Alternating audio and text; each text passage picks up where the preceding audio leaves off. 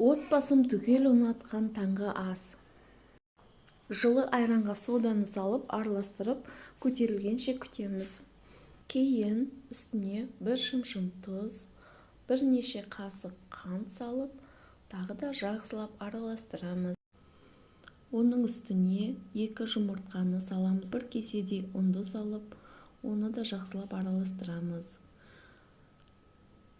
Түйіршіктер қалмауы керек. Жақсылап араласқан массамызға біраз май құйып, тағы да араластырамыз. Болды, енді пісіре берсек болады. Ол үшін өте ақырын отта табамызды жақсылап қыздырып аламыз.